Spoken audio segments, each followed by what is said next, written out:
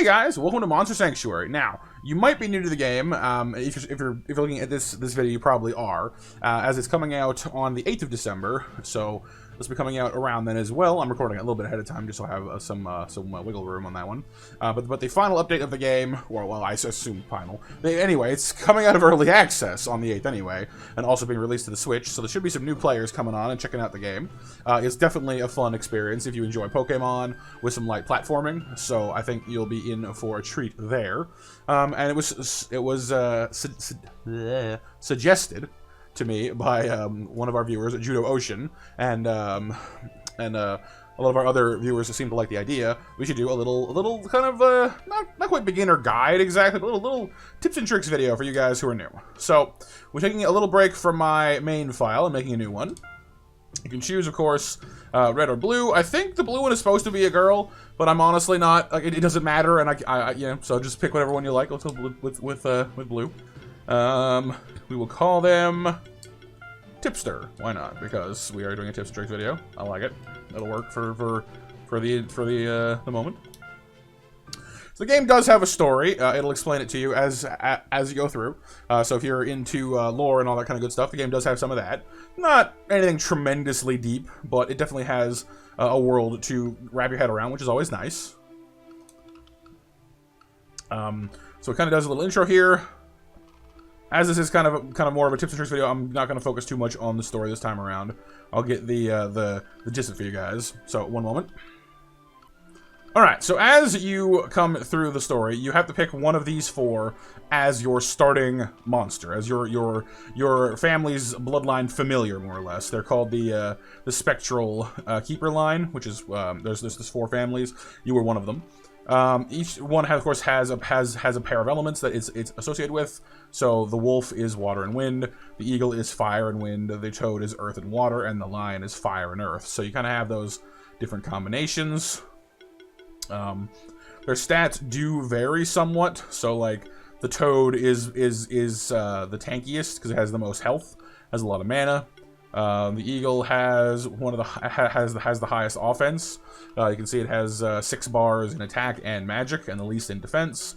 So you can kind of just play with whichever one you want. They're all viable. They all work.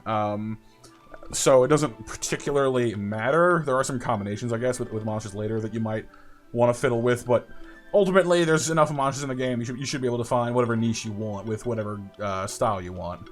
So I've never tried the eagle before. Why not?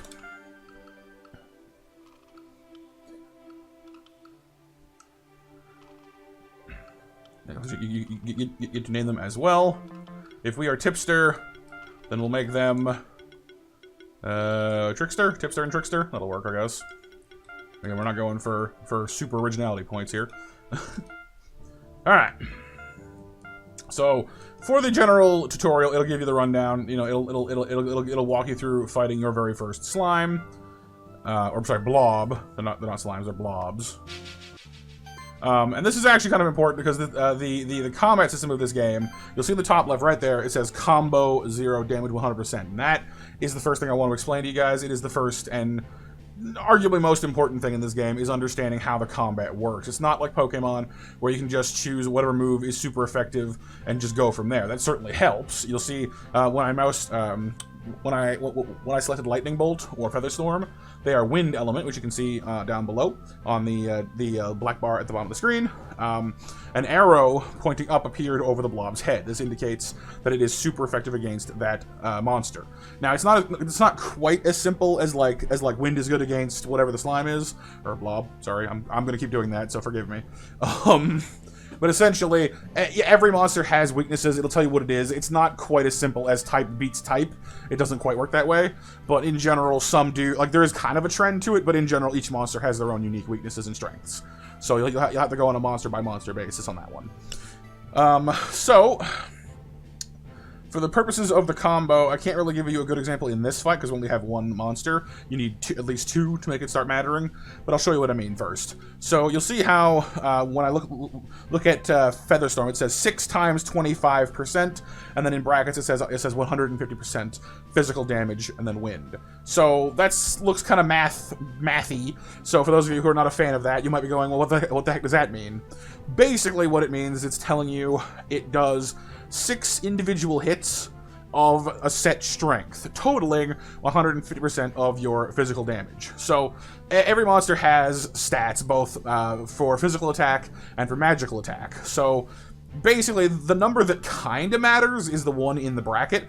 It's saying that you're going to do 150%, so half again as much of your attack stat as wind damage. So that's kind of like the you do this much damage stat. But what the other number that matters is the 6. It's the number in front. So like Lightning Bolt only hits 3 times, but it hits significantly harder with each hit. See, it does 3 60% hits instead of 6 25% hits. So its total damage is 180% magical damage. So depending on the monster you're using, it might have a better or worse magic attack stat or physical attack stat or whatever. Or, you know, that'll come down to what monster you're using, but essentially, the point I'm trying to make is the number in front is important, and here's why. Let's say I use Lightning Bolt. An explosion only does 1 hit, by the way, which is also relevant to our little demonstration here. But so let's choose Lightning Bolt. Now watch the combo meter in the top left corner. See, we'll land those 3 hits. And okay, I guess it won't show it because I only have 1 monster, but basically it should have gone up to 3. So we'll just finish this fight then, real quick, and I'll get a second fight where I can actually show you guys what I'm talking about. And that red thing above my health bar with the 3 dots in a little triangle, that's important too, but we'll get to that in a minute. Right now, finish the blob off. So this is the whole combat result screen. We'll get to this in a minute. This kind of has to do with what I was just talking about with the combo. We'll get to that in a minute. Okay, blob egg. That's good. That's important because you're pretty much. I'm pretty sure you're guaranteed to like earn that egg on your first fight because you need it in order to hatch your first egg, which you can do right here in the menu. It's just as simple as going into your inventory and using it. It will hatch. You can name it. I'm not going to right now. Not the point. So we now have 2 monsters, and this is important. I can now show you the combo system properly. You can also choose which monster you have following you as well, in case you're one of those. In case you're one of the many people who enjoys having your monster following along behind you. And there's actually a practical purpose for it too, because each monster has different abilities. So, like for example, the blob can blow bubbles, which activate water element orbs, and the bird can carry you for short distances, which is pretty handy, actually. Anyway. Okay, now that it's a 2-on-2, I can actually show you what I was talking about with the whole combo thing. So our blob has Arcane Bolt, which is a neutral damage move, which means it'll hit for neutral damage. It is magical, though, and some creatures will resist magic or even neutral things, so it's not really accurate to say that it'll hit everything equally, because it won't. But in general, neutral is one of the ones that's more rarely blocked. So, but this one is a 4-hitter, as you can see. It has a 4 in front of the damage calculation. So if I do this, it lands 4 hits, and the combo counter, see, it'll go up. Now, you'll notice that it says combo 4, damage 120%. And what that basically means is, for every hit of the combo, your damage will increase by 5%. And that means that the monster that goes first is usually best as a setup monster. So, in theory, it could have been better for me to actually use the Eagle first and use Featherstorm, because it hits 6 times. We would be at 130% instead of 120, so it would actually have more of a benefit. So, the reason I did not, though, is because the Eagle can hit super effectively, and that 20% will go farther on one of these wind moves than it would on the Slime's neutral move. So basically, when you have a full party, you'll have 3 monsters out at once, and so the thing that you have to kind of get the hang of is that the monster that goes last will always hit the hardest, simply because you've built up your combo. So, for example, if I I kind of want a Feather Storm because it works better, but here, we'll do this. Feather Storm. We managed to score a crit, which is good. So we've hit 6 times. We're at 130%. So we can now use Arcane Bolt, which will do more damage than it would normally. It won't show you in the calculations down below, but it will, like, the numbers will be bigger. But it's also worth mentioning that this effect also applies to healing. So if there's one of your monsters that is desperately in need of a strong heal, you can save your healer for the last move, or maybe the second move, and you can use heal on them for more than you would usually get. It is also worth noting that the heal actually will count towards the combo as well. So the 4 times whatever calculation for how much it heals, the 4 will still go to your combo. So that is definitely an important note. The other thing that's important is, as I mentioned before, that little dot triangle above our eagle, that indicates that we've been poisoned. And poisoning is definitely important. There are a range of different damage over time effects in this game, including poison, burning. There's one called Congeal, which works off of the chill debuff, which is kind of a special one because you need a certain monster's like talent in order to like activate it, so it's a little harder to come by. But in this game, in my experience, damage over time effects are actually pretty much where it's at. There are monsters that can do a lot of damage, just by just hitting each other, and that's fine. But the damage over time, especially later on in the game, once you like really have a good grasp of it, does a lot of work. So I will show you guys what I mean with that one in a second here. I'm gonna go ahead and fast forward a little bit just to kind of get to my next point I want to talk about. So just give me a minute. Okay, so this is the next point I wanted to make is around the world you will find things like this, which will be little cracks in the wall, stuff like that. You kind of have to keep an eye out for it because it's sometimes marked on the map and sometimes it is not. This one is not, so like if you look at the mini-map in the top right, there's no indication that there's anything past here because it's not actually another room. It's just a little point kind of hidden there. I don't actually have a monster that can break this, do I? Okay, but basically, once there are monsters, many of them that have attack field abilities that can break through that easily. If I'd taken the lion or the wolf, I could break through that right now. But yeah, there's usually a chest or something of use or value behind those. So, for example, our bird here is useful because it can give you that extra little boost to get up here. So this is equipment, and equipment is the next big point you'll need to keep an eye out for. I've already found Acestus, which is a weapon. Which weapon you give your monsters is important. It basically depends a lot on what you want them to be doing. Because our eagle is a balanced attacker, which means it has a perfectly even attack and magic attack. It means it is good at using both magic and physical attacks. So you're going to want to give it, most likely, unless you're going for something, you know, for some crazy build, you're going to want to give it a balanced weapon. So it doesn't get left behind in any one area. All monsters start the game with a wooden stick. That's just what they're hatched with. I'm not sure how they pull a stick out of an egg, but they do. I guess they just pick them off the ground, I guess. So far I found Acestus and a kunai, which you've ever watched, like, you know, Naruto or ninja stuff. Then you're well acquainted with a kunai. They have the exact same offensive stats. You can see them down below. 30, the sword and the mage staff. That's, of course, indicating 30 physical attack and 30 magical attack. The Cestus has the extra quality of giving you plus 15 defense, so you take a little bit less damage. The kunai gives you plus 12 mana regen. Mana regen is one of the most important things in this game, especially as you go farther into it. You need the ability to maintain your attacks, and I'll show you what I mean. So this is our skill tree. As you level up, you can put points in. I've already put 1 point into initial shock. You can kind of decide for yourself where you want to put things. You can reset the tree whenever you want to. So, well, not whenever. There's an item you can buy which will allow you to. So you're not totally up a tree if you put things in the wrong spot. So don't worry too much about it. But one of the things that changes, so I could have put this point in level 2 for lightning bolt or explosion or Featherstorm, or what have you. And basically what that does is it's a straight increase to how much damage the move does. So Featherstorm would have gone from 150% damage to 210. Lightning Bolt would have gone from 180 to 240. And Explosion would have gone from 220 to 275, which would be a big, it's a sizable difference. You'll notice, though, that the mana cost over on the right also goes up from 50 to 80, from 45 to 80, or from 60 to 90.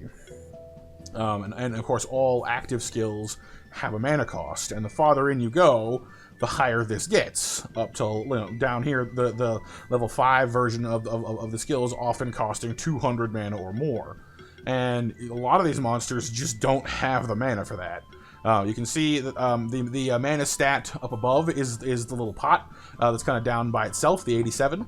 That means I have 87 maximum mana right now, which means your creature, your monster, this eagle, can only hold a maximum of 87 mana. So if I had gotten a spell, say this one, that costs 90, we literally couldn't use it.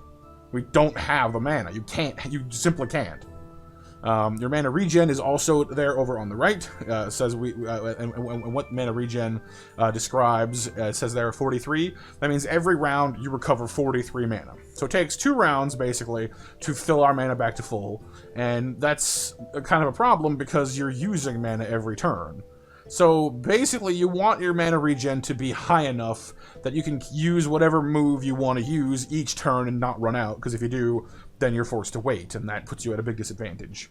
So essentially, mana regen is one of the best stats. No matter what else you want on your critter, on your monster, you kind of have to consider mana regen first, because it's just more important. Like, it doesn't matter how hard you hit if you can't afford to actually perform the move, you know what I mean? The blob has the same mana stat as our eagle, which is 6. So like they're not bad at it. It is worth noting too that as your monster levels, your mana will go up, because of course they get more mana and more health with every level. So it will improve to some degree just by leveling up, which is part of why these attack amounts are so high, because you can't use them to level 30 or higher. So some monsters will kind of take care of it themselves, but a lot of them require help. There are some monsters which are very, very mana just starve. They just don't have enough. So that was worth kind of mentioning. So I'm gonna go ahead and give our trickster here.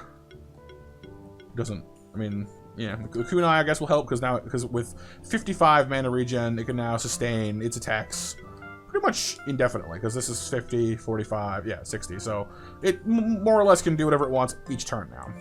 Now, you'll notice, of course, that there are 3 accessory slots, which we can use, which we currently only have hide, which is a defensive one, so not really relevant to the whole mana regen thing, but there are other slots you can make use of to help, not just weapons, so. But for now, let's do that. I need to find me a 3rd critter, 1 second. Alright, so we've gotten a Vero egg, that little bird from just before I cut to here. I don't actually need one, and I'll show you why, but it's still a 3rd monster, so we'll hatch it anyway. And you might be asking, well, when hatching eggs, is there any reason to not hatch them? And the answer is not really. There is an exception, and I'll explain it to you here in a moment. But essentially, whenever you hatch a monster, most of the time, it will be 2 levels below your strongest monster. Now, right now, because it's kind of your first 3 monsters, I think the game gives you a break and comes at the same level. Plus, you're such a low level, it wouldn't matter anyway. So, for the first little bit, they'll hatch more or less the same level as the rest of your team. But by and large, eggs will come out 2 or 3 levels. I think 2, 3, or 4. But like they'll hatch a few levels lower than your main monster. And basically what this means is that if you're looking to, like, skip leveling them up manually, you can save an egg for later and then hatch it, and you'll have that monster, at a much... Because, like, you can only have 6 monsters in your party. You can carry any number of monsters with you, but only 6 of them will actually gain any experience. So... what you could do, I suppose, is just hold on to some eggs for later, hatch them at a higher level just for convenience. But honestly, it's really, really not difficult to just come back to an area and get a new egg. So personally, I'd say just hatch whatever you want. Have fun with it. See which monsters you enjoy playing with, you enjoy making use of, all that good stuff. And that, I think, will be more fun for you than worrying about levels all the time. There is an exception, which I'll get to in a moment. Ooh, hello up there. No, come back. All right. So things like that are part of why this game is fun. They put little clues like that, because it's telling you, hey, you know, there's some cool creature you've never seen before off that way, but you can't get there yet. So you got to come back when you can get there. You know, things like that, which I think are a very nice touch. Oh, and our Vero, by the way, the reason I say I don't need one is because it has the exact same ability as our Eagle. It also just lets us fly. So if you started with the Wolf or the Toad or the Lion and you didn't fly before, if you get a Vero, then you can. So the game does take care to make sure that you don't get too walled behind anything. You know what I mean? Like you definitely have options. Missed my turn there. So this way is to there's a little signpost. Right is to the Keeper Stronghold. Left is the trail. I do believe it stops you from going this way for now. Yeah, it does. Okay. So basically, you've got to kind of finish the tutorial, kind of, you know, before heading onwards. So you'll see different creatures out in the wild. You can choose to fight them or not. You can actually skip them if you want to. Each group of monsters level is set when you enter the area in the first place. So when I first entered this particular area, those 3 birds levels were locked at like 2. So they'll always be that weak, pretty much. Which of course means, if you want to come back and get an egg later, they're super weak, it'll be super easy. So it's definitely not difficult. And that's part of why I like it. Like, if you enter a brand new area and are having trouble, you can definitely just come back and it'll be easier for you, which is nice. There's some Magma Pillars and a Rocky. See, I kind of want to get the rock guy. Well, no, he summons rocks, and the thing summons fire. See, these guys can't actually help us with that wall problem. I wanted to open that wall, but oh well, it's fine. It's new monsters. Let's go for it. So now we have a party of 3. We can finally make use of that combo I've been telling you guys about. So the Vero starts off with a neutral physical attack and a buff, which is important because buffs will also work towards your combo. I'll show you. So you cast Might, which is a buff that increases your physical damage by 20%.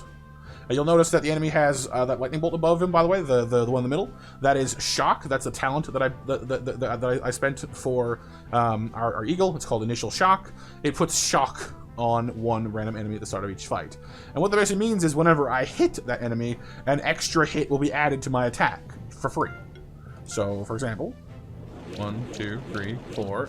and then a little zappy noise and goes off, and there's an extra hit. So instead of doing 4 hits, it was 5, which again all works towards building the combo. A lot of effects in this game work like that, like adding extra hits, adding more things to the combo, so you can follow up with it with a big hit like this. Now, Explosion is the perfect finishing move to a combo. It hits one time, really, really hard, so it's a rubbish at building combos, but benefits greatly from having them. So this Rocky is weak to fire, so let's let it rip. And there you go. We've just totaled over half its health. Easy peasy. He's gone. So that's what I mean about making use of the combo. Buffs are also quite useful. That's why the Vero is a very nice thing to have in your party, especially early on when you don't have a lot of muscle. It improves your damage, not by too much, because I mean, it doesn't benefit our blob friend here any, because of course it is only for physical attacks. But it's still nice to have, you know? Can we finish him off with anything with this yet? No.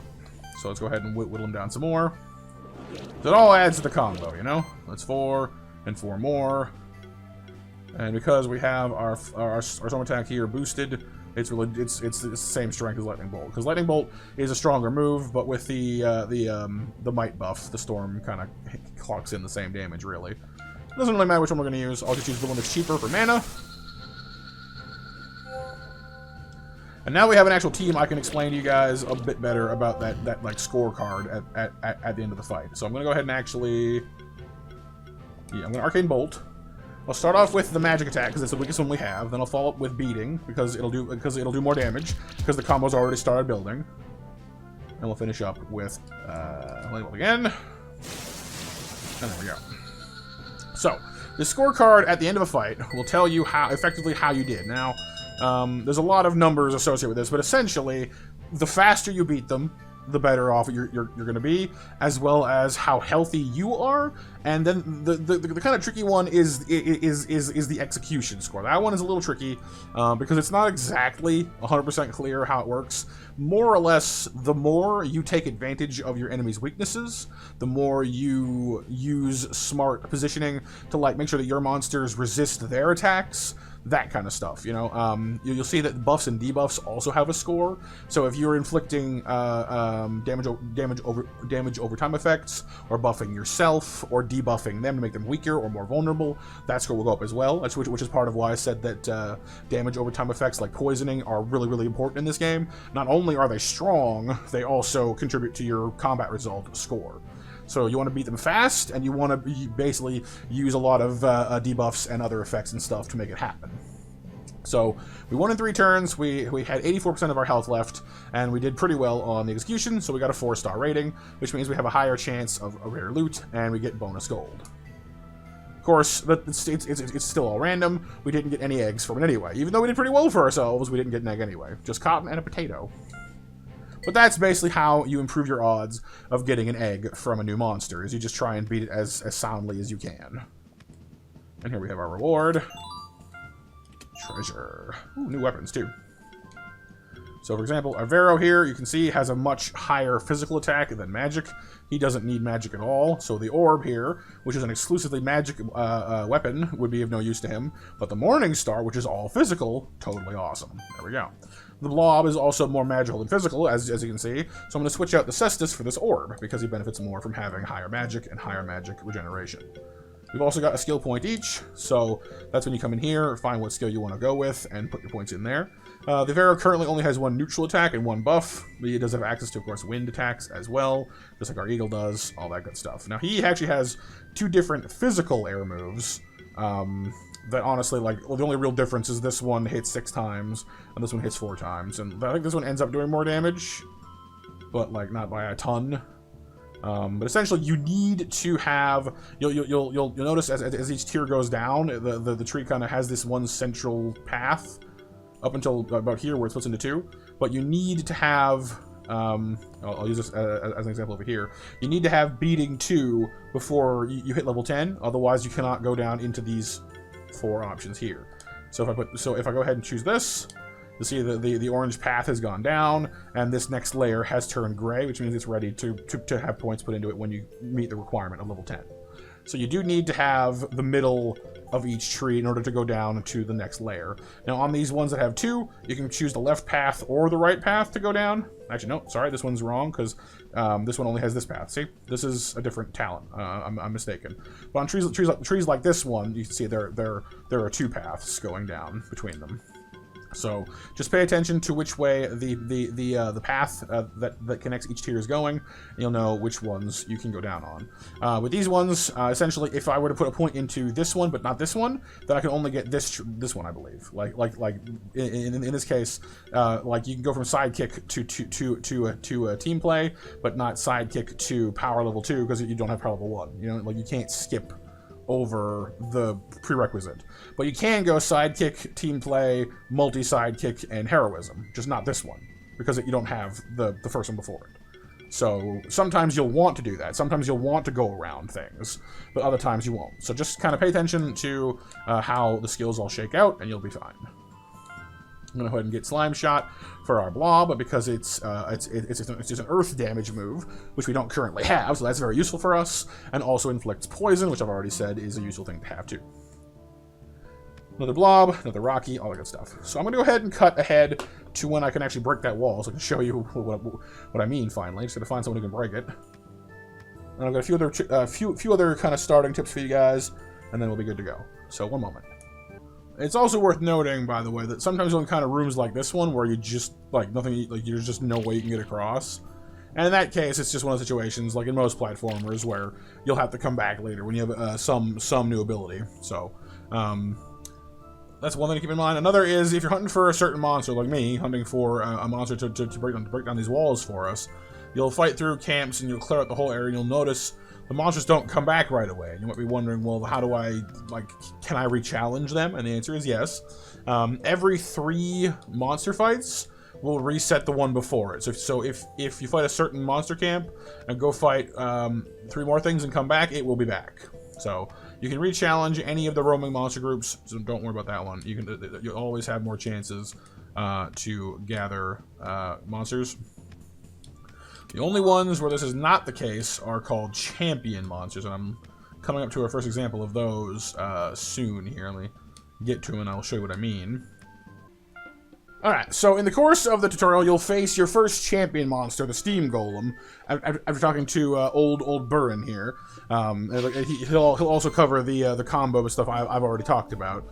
But basically, champion monsters are usually encounters where you have to fight one creature that is much stronger than usual, but you get to go 3 against 1. Now, there are some fights where it's actually a group, but usually it's 3 against 1.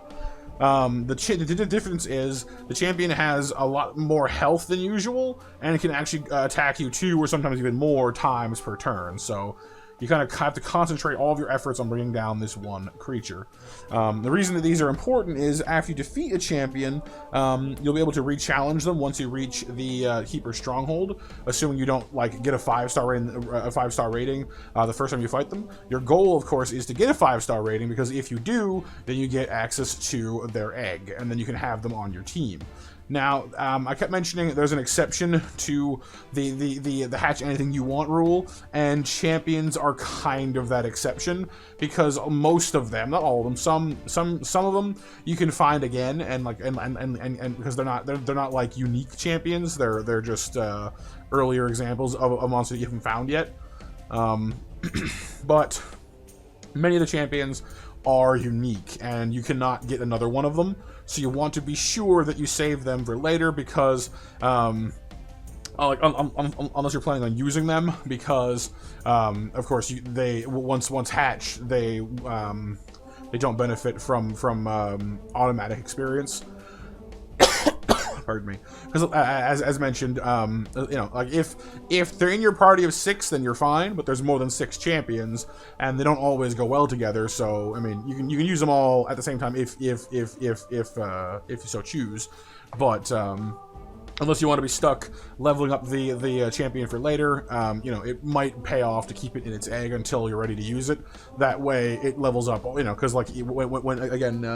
when you hatch a monster, it is 2 or 3 levels below your best automatically. So that is worth mentioning. So the Steam Golem here is weak to air, which is good for our eagle. We've also got some more buffs and such. I've got a Yowie here as our big Yeti friend, who is good at tanking.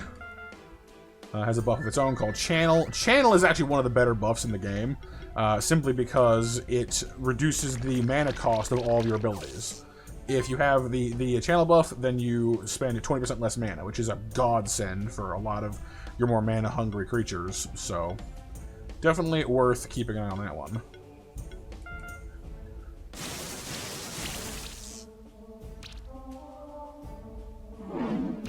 You can see he gets to go twice. You'll see that he does have a mana bar below his health bar there, the much smaller blue bar below the white one.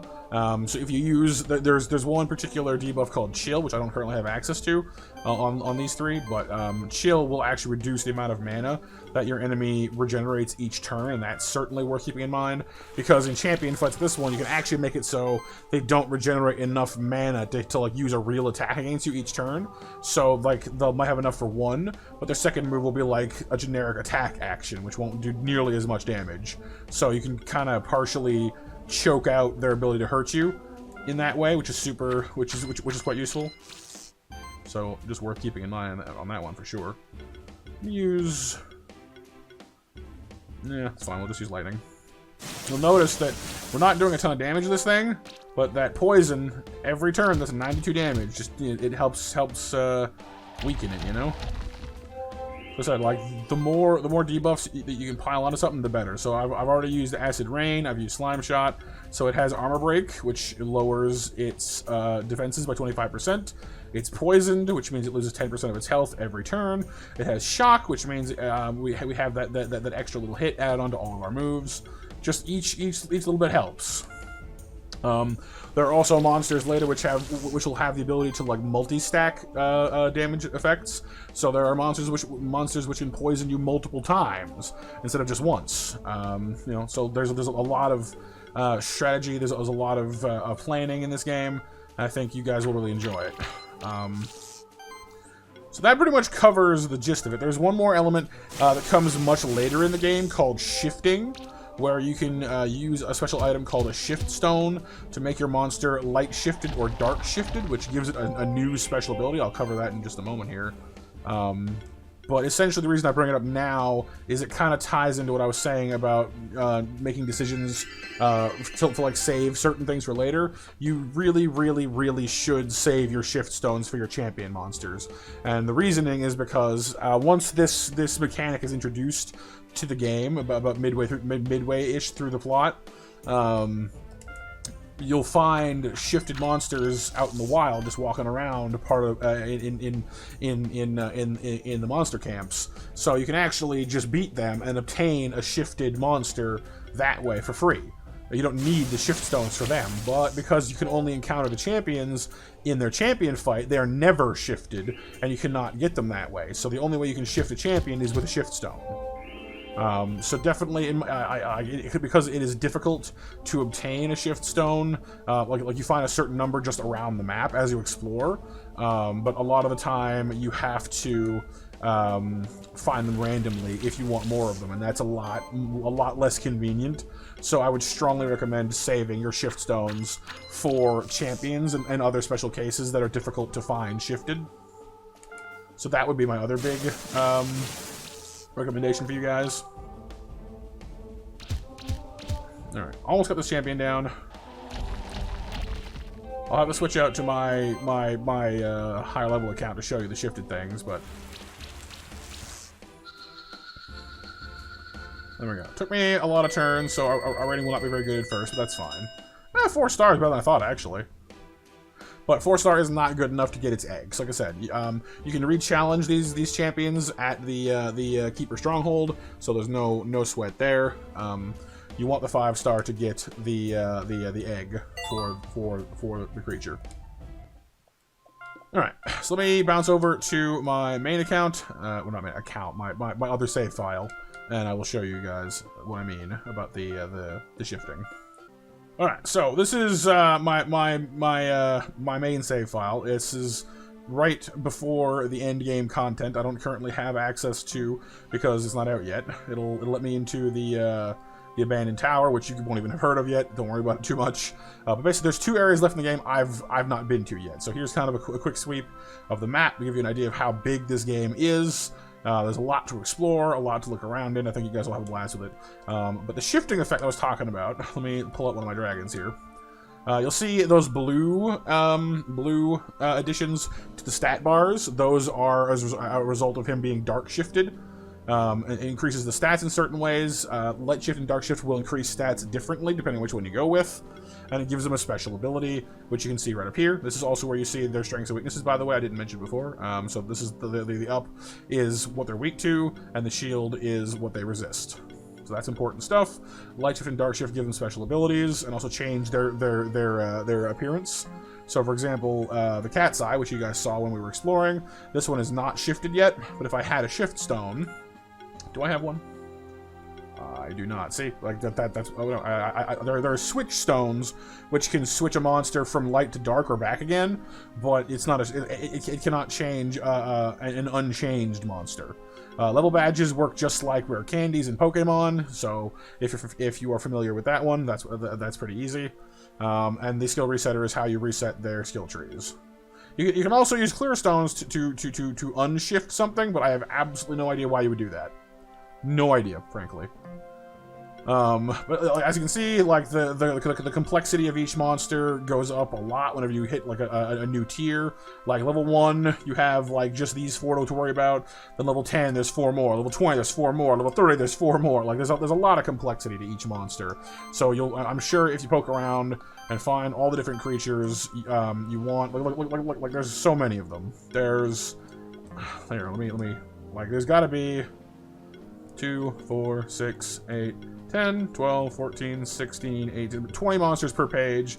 2, 3, 4 full pages of monsters plus like another quarter. So there's plenty of monsters. You know, the game has a lot of complexity, a lot of different creatures you can kind of poke around with and see which ones you like. I've made a few kind of recommendations of my own, which is of course using damage over time effects and such to your advantage. But hopefully I've given you something to think about, something you guys can kind of sink your teeth into going into the game.